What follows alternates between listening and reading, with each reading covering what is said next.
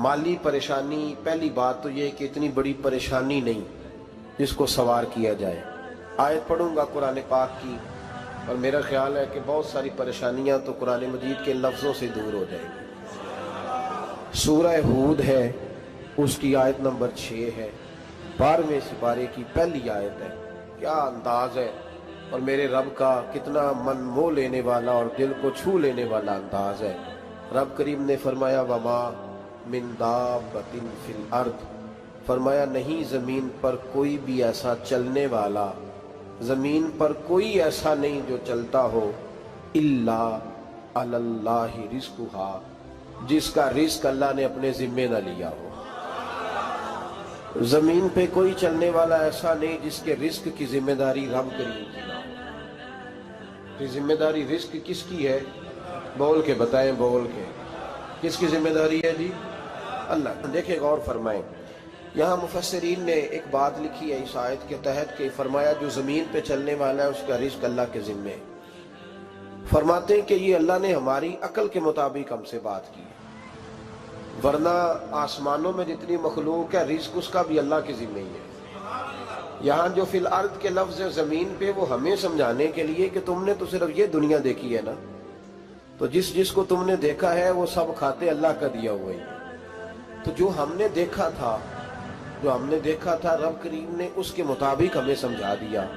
फरमाया कुछ तो तुमने देखे ही नहीं, चलो उनकी तुमसे बात नहीं करते, पर जो तुमने देखे हैं उन सब का रिस्क किसके जिम्मे है? अल्लाह के। मेरे रसूल करीम सैयद आलम सल्लल्लाहु ताला अलैहि वसल्लम कुरान मजीद की जब तर्जुमानी करते, वजाहत करते, तो महबूब पाक सल्लल्लाहु अलैहि वसल्लम भी कोई इश्काल रहने नहीं देते थे, कोई इश्काल नहीं रहने देते थे। मेरे महबूब करीम अलैहिस्सलातु सलाम ने फरमाया अल्लाह पे भरोसा रख के सवेरे निकल जाना रिस्क की तलाश में। किस पे भरोसा रखना है?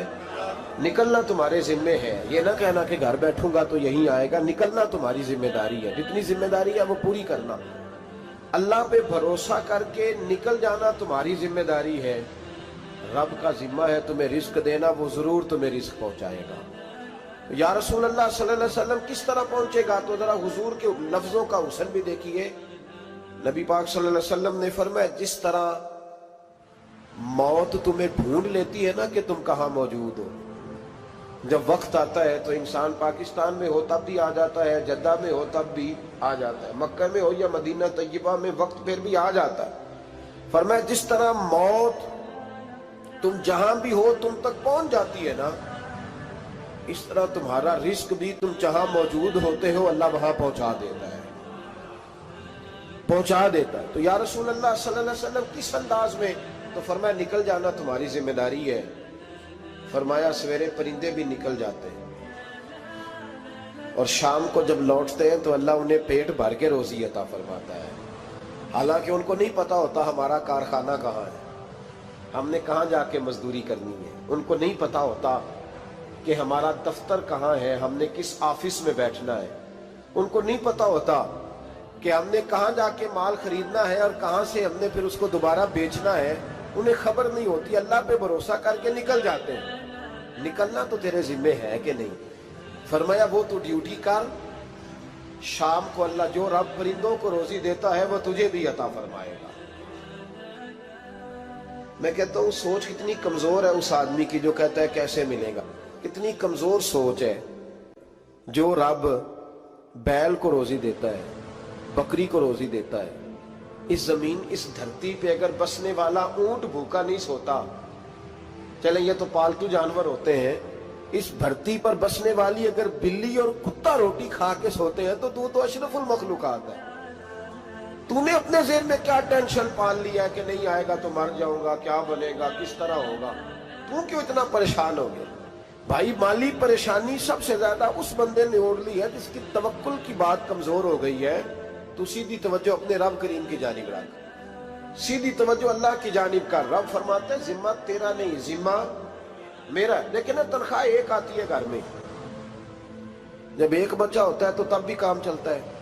जब अल्लाह 2 बच्चे दे दे फिर भी उस तनख्वाह से काम चलता है। जब 3 हो जाए फिर भी चलता है। जब 4 हो जाए, नहीं आप ना भी बोले तो बात तो सही है, बहरहाल काम फिर भी چلے اسی تنخواہ میں سے جب بندہ بڑے بیٹے کی شادی کر کے بہو بیاہ کے لے آئے تو پھر بھی کام چلتا ہے، اور جب اس بیٹے کو اللہ بچے عطا کر دے تو اسی گھر میں، اسی آنگن میں، اسی چھت کے نیچے کام چلتا ہے، تو پھر تو مان جانا کہ چلانے والا تو نہیں، چلانے والا کوئی اور ہے۔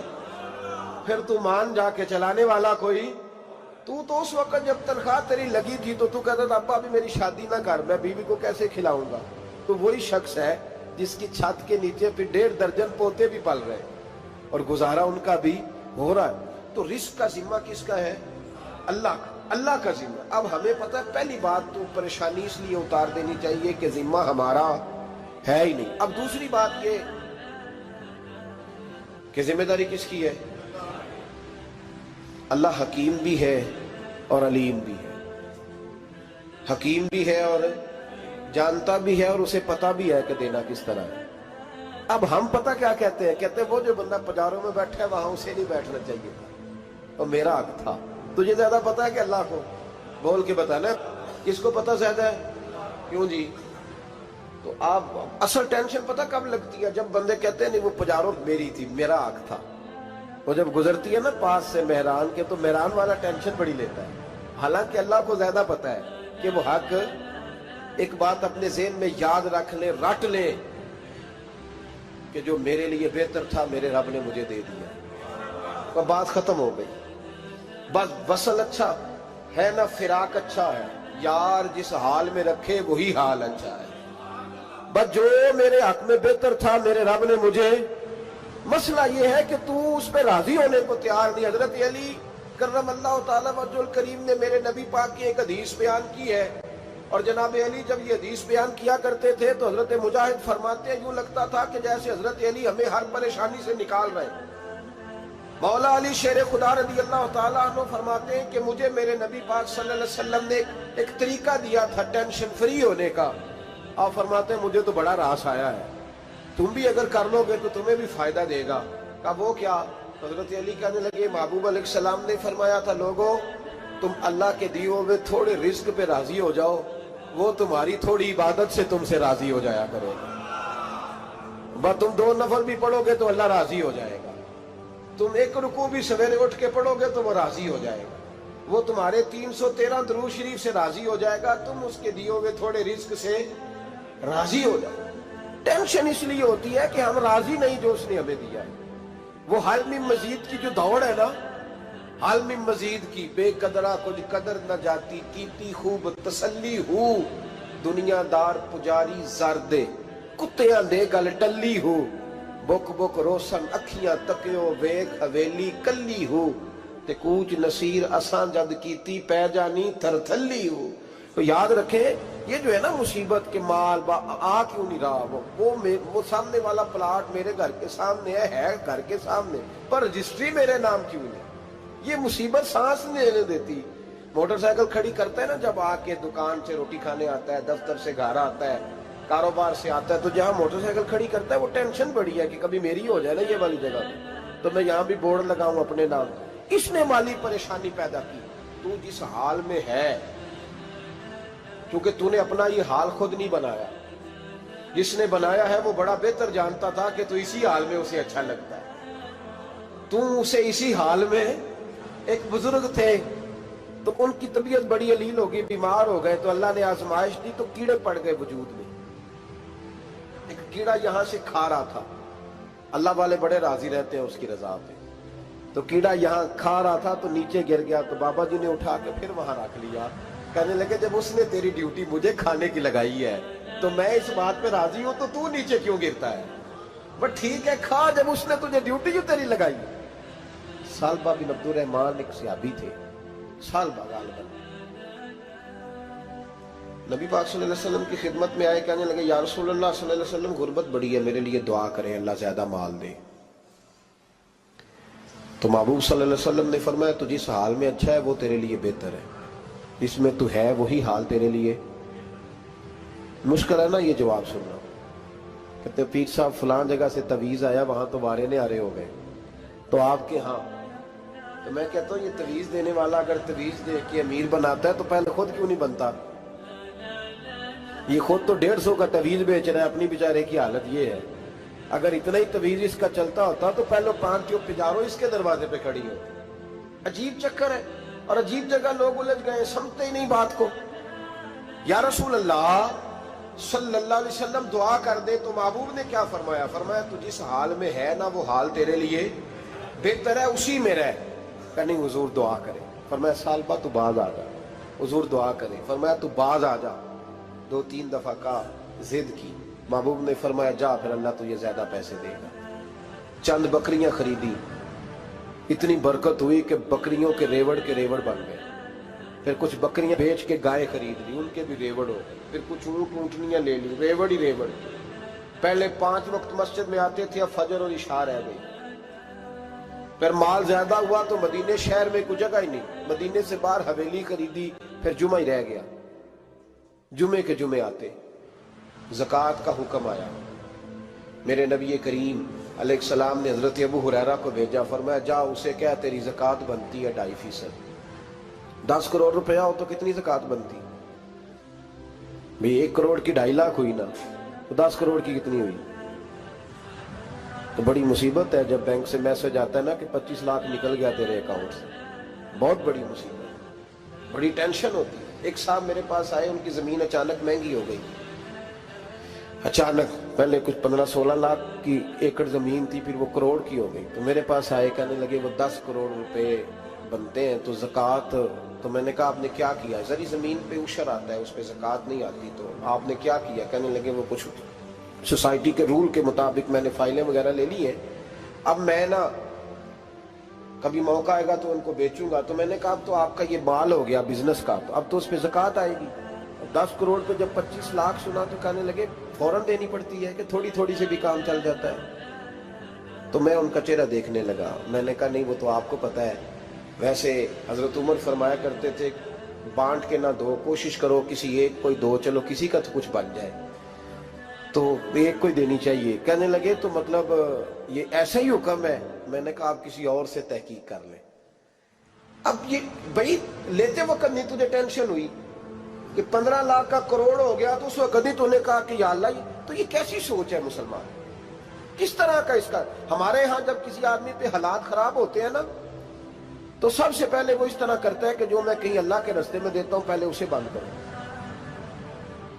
جس رستے تجھے آ رہا تھا پہلے تو نے وہ رستہ بلاک کیا. حضرت اسماء بنت ابی بکر صدیق کہتی ہیں میں حضور کو مسجد کے لیے, ادارے کے لیے, صحابہ صفہ کے لیے کچھ دے رہی تھی, تو میں نے گننا شروع کیا تو حضور مسکرانے لگے. حضور مسکراتے کیوں ہیں؟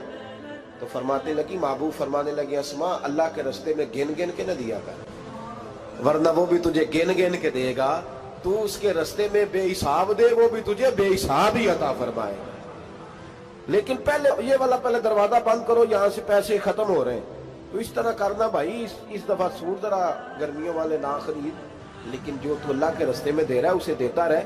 لیکن ہم اپنا نقصان کرتے ہیں, زیادتی کرتے ہیں اپنے ساتھ. میں نے آپ کو پہلے بھی بتایا تھا پیار کی بولی ہے, پھر بولتا ہوں. ایک بڑے بڑے پیار والے دوست ہیں, ایک دفعہ مجھے کہنے لگے کہ آپ کئی دفعہ اعلان کرتے ہیں تو مجھے اچھا نہیں لگتا, اور آپ ادارہ بھی بہت زیادہ بننے والا ہے, بڑی چیزیں میں دیکھتا ہوں جو ہوں تو بڑا نظام اچھا ہو جائے. آپ دعا کریں اللہ مجھے پیسے دے تو میں بڑے سارے خرچ کروں گا اس کے راستے میں. تو میں نے کہا یا اللہ اسے 10 کروڑ دے, یہ 9.5 کروڑ تیرے راستے میں دے دے گا. تو چپ کر گیا, جس طرح آپ نہیں کر گئے سارے, چپ کر گیا وہ بھی. اس نے کہا جی نہیں جی انشاءاللہ کریں گے. تو میں کیا پلیا جے تے دعا پہ ہوں, ابھی تو وہ آئیں گے تو تب دیکھی جائے گی. تو یہیں اڑ گیا ہے. یعنی 9.5 کروڑ اللہ کے رستے میں خرچ کرنے کی دعا پہ بھی آمین کوئی نہیں کہتا کہ چلو آمین ہی کہہ دے. تو میں کہا تینوں تے 50 لاکھ بچتا سی پیا, لیکن تو اس سودے پہ تیار ہے. جب یہ سوچ ہوتی ہے, یہ غلط سوچ ہے. یہ بات تو اگر تے مسکرانے والی, لیکن یہ سوچ صحیح نہیں. حضرت عثمان غنی رضی اللہ تعالیٰ عنہ کہتے ہیں جس وقت نبی پاک صلی اللہ علیہ وسلم نے اعلان کیا نا جنگ کے موقع پر کہ 800 سپاہیوں کا خرچہ چاہیے, کہتے ہیں میرے پاس 600 کا تھا. یہاں ایک روایت میں حضور نے 1000 کا اعلان کیا تو میرے پاس 800 کا تھا. جب 2-3 دفعہ نبی پاک نے اعلان کیا تو کہتے ہیں میں نے کھڑے ہو کے کہا یا رسول اللہ پورا 800 کی طرف سے, کہتے میں نے 200 سپاہی کا خرچہ ادھار اٹھایا لیکن پورے 2 مہینے نہیں گزرے تھے، رب کریم نے مجھے کئی گنا کر کے پیسے واپس عطا فرما دیے۔ اور بات تو یہ ہے کہ تیری وہاں لو لگی ہو، تو تجارت کرتا ہے ان لوگوں کے ساتھ جو کیا دے سکتے۔ تو سالبہ کے پاس حضور نے پیغام بھیجا، پہلے تو کہا تیرے لیے بہتر نہیں مال، جب اصرار کیا تو بڑی برکت ہو گئی، بڑا آیا تو فرمایا زکوٰۃ دے، 2.5% زکوٰۃ ہے۔ اب جب سوچا کہ 5 اونٹوں پہ ایک بکری جائے گی اور بڑا سارا مجھے دینا پڑے گا، اب جب غور کیا تو یہ تو نہ کہا کہ میں نہیں دیتا۔ حضرت ابو ہریرہ سے کہنے لگے نبی کریم علیہ السلام کی خدمت میں عرض کرنا کہ میں خود آؤں گا۔ حضرت ابو ہریرہ نے آ کے عرض کی یا رسول اللہ صلی اللہ تعالی علیہ وسلم، حضور وہ کہتے تھے میں خود آؤں گا، تو کہتے ہیں محبوب نے ٹھنڈی سانس لی، فرمایا اسے کہا تھا کہ تیرے لیے مال بہتر نہیں، اب ہلاک ہو گیا، ہائے افسوس ہلاک ہو گیا۔ ان کو بھی تھوڑی دیر کے بعد احساس ہوا کہ یہ میں نے کیا کیا، نبی پاک کوئی کہہ دیا نہیں ہے، حضور کو کہہ دیا بعد میں آؤں گا۔ اب دوڑے آئے، عرض کی حضور میں سارا کچھ لے کے آئے ہوں، قبول کر لیں۔ محبوب نے فرمایا گویا بلال حبشی کی خشک کھجور بھی قبول ہے، اور صہیب رومی ایک اٹی بان کی لائے تو وہ بھی قبول ہے، اور عمار بن یاسر اور مصعب بن عمیر اگر 2 دینار دے جائے اور کوئی پرانا جوڑا کسی سپاہی کے لیے چھوڑ جائے تو وہ بھی قبول ہے، لیکن تو اپنا لاکھوں لے کے چلا جا، تیرا کوئی نہیں قبول، معاف کر دیں۔ فرمایا جا معاف کیا، پر پیسے لے کے نہ آنا۔ اگلے سال پھر آئے، بندے ہوئے ہاتھ ہیں، محبوبہ میں دولت کا کیا کروں، آگ لگانی ہے، قبول کر لیں۔ فرمایا تو لے جا، تیرا نہیں قبول، گرا جو ان کی نگاہ سے وہ سنبھل نہیں سکتا۔ حضور نے وصال ظاہری کیا تو جناب صدیق اکبر کے پاس آئے، لاکھوں کا مال، ابو بکر قبول کر لو، تو جناب صدیق اکبر کہنے لگے اس کا کر لو جس کا نبی نے نہیں کیا، چل جا کوئی نہیں چاہیے۔ حضرت عمر کے زمانے میں قحط پڑ گیا، بارشیں نہیں ہوتی، غلہ نہیں ملتا، حالات خراب ہے، مالی طور پہ بحران آ گیا، غربتیں، مجبوریاں، تکلیفیں، آ کے روئے، عمر میرا قبول کر لو، مجھے معافی تو مل گئی تھی نا۔ فرمایا معافی اپنی جگہ پہ، پر جس کا مصطفیٰ نے قبول نہیں کیا۔ بہت سارے لوگوں کو پتہ ہی نہیں کہ ان کا قبول ہی نہیں ہوا، اور وہ الجھے ہوئے، انہیں خبر ہی نہیں کہ اصل بات کیا ہے۔ فرمایا جس کا مصطفیٰ کریم نے قبول نہیں کیا، اب ہیرے اور جواہرات بھی لے کے آئے تو بھوکے مریں گے، پر اس کا قبول، اس بات پہ راضی رہو، اس حال میں اللہ نے رکھا ہوا، اس حال میں راضی رہو۔ جو مصیبت ہے نا دیکھنی کہ وہ بھی میرے پاس، تمہیں کیا پتا، کبھی پوچھ تو صحیح اس سے وہ کس مصیبت کا شکار ہے، جو مالی طور پہ بڑا امیر ہے، تو اس کی طرف دیکھ کے اپنا دل برا کرتا ہے۔ بس جس حال میں رب نے رکھا ہے اس حال میں رہ۔ حضرت عثمان غنی کے زمانے میں تو وہ وصال کر گئے، لیکن بھائی تو جس حال میں تیرا رب تجھے رکھتا ہے اس حال میں رہ، تیری مالی پریشانیاں ختم ہو جائیں۔ میں نے پہلے بھی شاید آپ کو ایک دفعہ کہا تھا، میں تعلیم سے فارغ ہوا تو میرے ایک استاد اور میرے کچھ دوست کہنے لگے افریقہ آ جائیں آپ، بھائی بہت بڑا ادارہ ہے، اس کو چلائیں، اس کو سنبھالیں۔ میری والدہ سے میں نے کہا، کچھ طبیعت ہوتی ہے نا انسان کی، میرا بھی دل لگ گیا۔ میری اماں پڑھی نہیں تھی لیکن اللہ نے دانائی بڑی عطا فرمائی تھی، حکمت بڑی تھی، سیانی بڑی تھی۔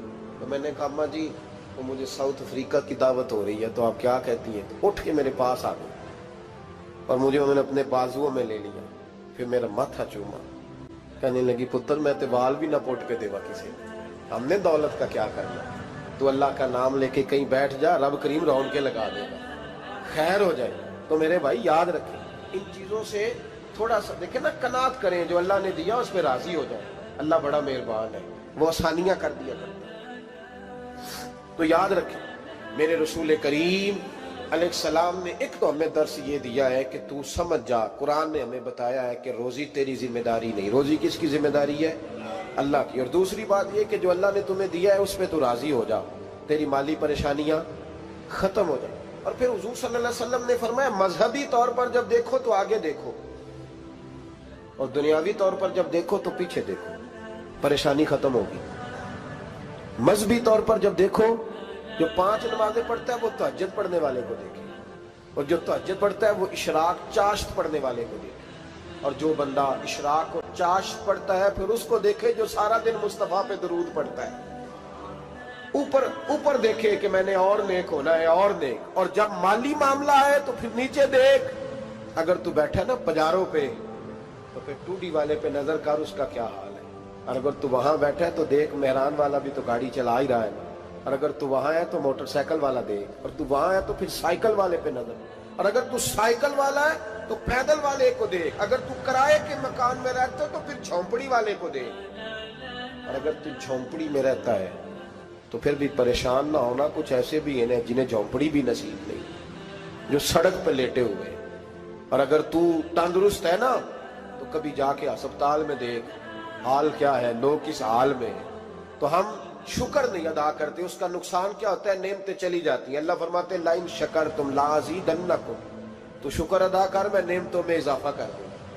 तो भाई माली परेशानी का तीसरा सबब यह है कि हम देखते हैं माली तौर पर ऊपर, तो फिर हमें तबीयत बिगड़ती है। और फिर माली परेशानियों के कुछ और असबाब भी हैं। इमाम शाफी फरमाते हैं जिन घरों में लोग फजर की नमाज के वक्त सोए होते हैं उन घरों में रिस्क नहीं आता। आप फरमाते हैं फजर का वक्त अल्लाह के देने का वक्त है, उस वक्त अल्लाह बांटता है। हुजूर सल्लल्लाहु अलैहि वसल्लम का फरमान है ना हदीस में कि तहज्जुद के वक्त अल्लाह पहले आसमान पे नुज़ूल जलाल फरमाता है जो उसकी शान के लायक है तहज्जुद के वक्त, और वो कहता है मांगो मैं तुम्हें अता करूंगा। लेने की बारी आए तो बंदा समेट समाट के अंदर घुस जाए। हमारे यहाँ ये होता है कि इशा के बाद बच्चे बैठते हैं मोबाइल लेके, तहज्जुद का वक्त आता है तो उनकी आंखें बंद होनी शुरू होती। तो लेने के वक्त तो तू सोया था, तेरा मसला कैसे हल होगा भाई। जब कोई आदमी खैरात बांट रहा हो तो जो प्याला पीछे कर ले उसे मिलेगा। कहते उस वक्त आना जब मैं बांट रहा था, अब तो किधर आ गया है। मिसाल दे रहा हूं, तो फजर का वक्त मांगने का है, तो सारी रात तो गुजर गई गेमें खेलते, टीवी देखते, और जो लेने का वक्त था तू सो गया, तो कैसे आएगा तेरे पास। तो उठे सवेरे, बंदों से मांग के देख लिया, बड़ी इज्जतें खराब हुई। फजर का वक्त उठ के झोली फैलाए। मेरे रसूल पाक अलैहिस्सलाम फरमाते हैं, रब फरमाते हैं जब बंदे मेरे आगे झोली फैलाते हैं मुझे शर्म। सुता उठ के कोई नहीं खुश होता,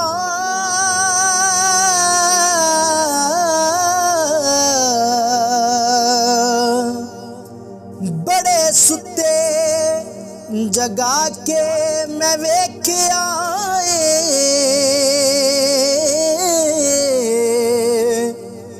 कुत्ते जिया नहीं कोई वफादार डिठा, ते टुकर सुक्का भी पाके वे के आए।